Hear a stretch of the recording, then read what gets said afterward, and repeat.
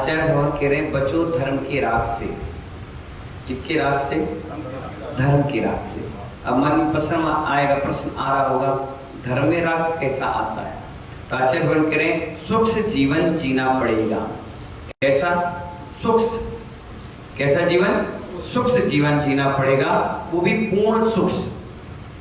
कैसा? एक पॉइंट भी रस युक्त नहीं होना चाहिए, शुष्क होना चाहिए। जैसे त्वचा हो जाती है सूखी सी, ऐसे नीरस से जीवन जीना पड़ेगा। ग्रस्तों, त्यागी, वृत्तियों, ब्रह्मचारियों को कहा जाता है कि अखंड वस्त्र धारण करो।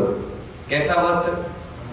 अखंड का मतलब धागे का इस्तेमाल नहीं हो, सिलाई का इस्तेमाल नहीं हो। एक वस्त्र होता है ना, एक वस्त्र बिना सिला जुला, उसको वैसे ही लपेट के धोती पहन लो और ऊपर से डाल लो।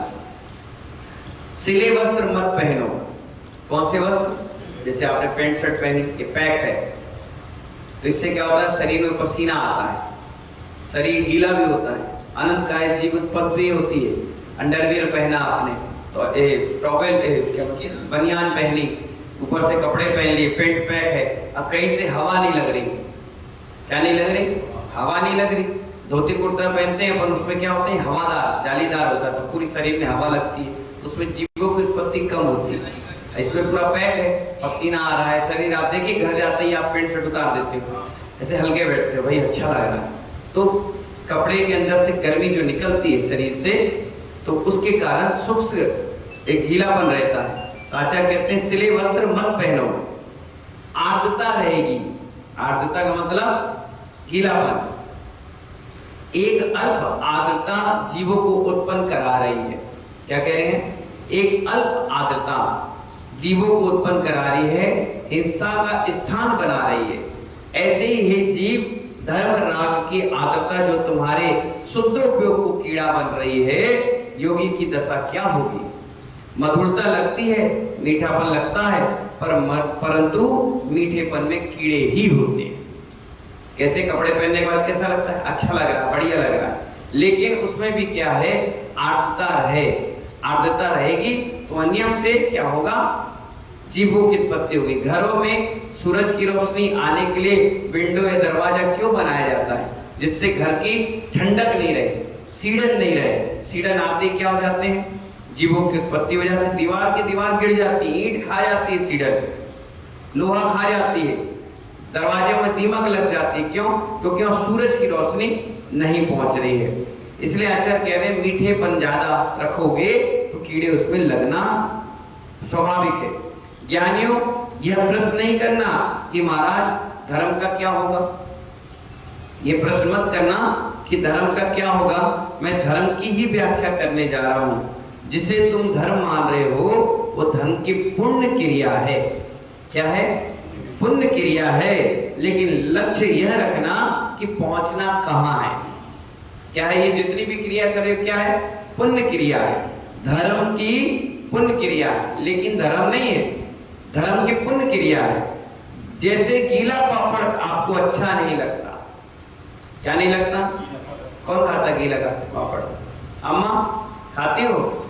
हरिशंकर जी बेचते हो गीला? नहीं। क्यों? क्योंकि गीला पापड़ जैसी आप खाओगे मुंह में तो कैसा लगेगा? कच्चा सा लगेगा, अटपटा सा लगेगा, दांतों में चिपक जाएगा। तो आचार्य कहते हैं जैसे गीला पापड़ अच्छा नहीं लगता, उस पापड़ की आदतता हट जाए तो वो भी मुख में कुरकुराने लगता है। क्या लगता है? आदतता मतलब गीलापन हट जाए तो क्या लगता है? वो कुरकुराने लगता है।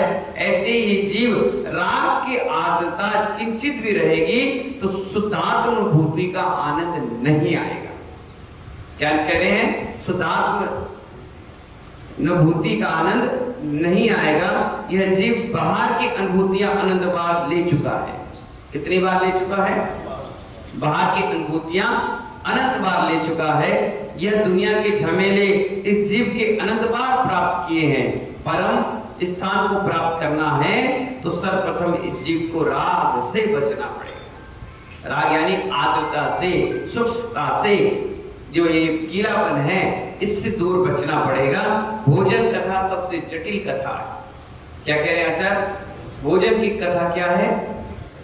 सबसे जटिल कथा है। सारे दर्शनों में भिक्षावृत्ति की व्याख्या है। हर दर्शन में भोजन की व्यवस्था बताई है साधुओं के लिए। किसी में भिक्षावृत्ति, किसी में गोचरी, किसी में भोजन लाते हैं दान से मांग कर।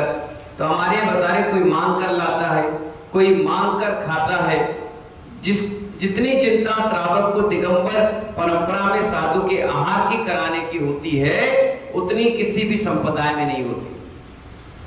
बाकी सब जगह तो लाओ खाओ पियो मस्त रहो, लेकिन दिगंबर आमनाय में 3 दिन पहले से उसकी भूमिका बनती है। महीने पहले चौके लिखे जाते हैं, बोले जाते हैं, सिस्टम बनाया जाता है, साफ सफाई व्यवस्था, और उसके बाद एक निर्गन साधु का आहार होता है। फिर सालों साल व्यक्ति याद रखता है। देना मांगना करने में तो कोई याद नहीं रखता, दिन में कितने लोगों को देते हो और खिलाते हो, वो याद नहीं। लेकिन ये शुद्ध व्यवस्था में जन्म जन्म तक याद रखता आदमी। हाँ, हम महाराज जी का आहार हुआ था तब से क्या बढ़िया। और वो आहार कराने के बाद उनके घर में कायाकल्प होता भी, परिवर्तन होता है अपने आप। कलाए थे एक आवश्यक भैया क्या बता रहे थे, जैसे महाराज जी ने हमारे घर पे कदम रखा और महाराज ने तुरंत बोल दिया, जो बोला ऐसा बोला कि हम सालों से इंतजार करते, मकान तुरंत बना के रेडी हो गया। कम से कम 40-50 साधुओं के आहार हो गए, यानी कुछ बात थी तभी तो महाराज ने कहा।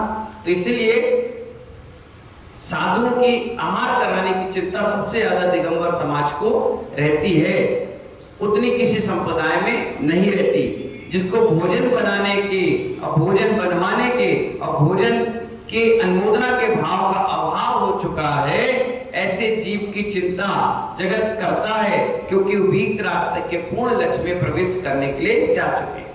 हमें मतलब ही नहीं है भोजन से, कल हमें कहाँ जाना है और क्या खाना है, कब खाना है, कैसे खाना है, इसकी चिंता हमें नहीं है। इसकी चिंता किसको है? आप सबको है। और बाकी सब संप्रदाय में हमें महीने भर तक का राशन भर के रखना पड़ेगा, सालों तक की चिंता करना पड़ेगा। कई ऐसे मंदिर है जिस मंदिर से खेत खलियान लगे हैं, तो वहां पर जो साधु रहते हैं वो उसकी व्यवस्था बनाते, बेचते, करते, लाते, रखते, मतलब कितने दिनों पहले से वो पूरी व्यवस्था बनाते। लेकिन दिगंबर साधु को किसी प्रकार की चिंता करने की आवश्यकता नहीं है। वो तो मिल जाए तो भी ठीक है और नहीं मिले तो भी ठीक है। वो वीतरागता के लक्ष्य की ओर बढ़ गए हैं, इसलिए उनको रागता से कोई मतलब नहीं। इसलिए आचार्य भगवान कह रहे हैं, धर्म के बचो, धर्म के राग से। किसके राग से? बचो धर्म के राग से। और ये राग बचा देगा तो हमारी पुण्य क्रिया भी एक दिन महापुण्य में बदलेगी और हम भी पुण्यात्मा बनकर के जैसे भगवान आत्मा बन गए ऐसे बनेंगे। ऐसी मंगल भावनाओं के साथ जय बोलिए आचार्य गुरुवर विराम सगति महाराज की।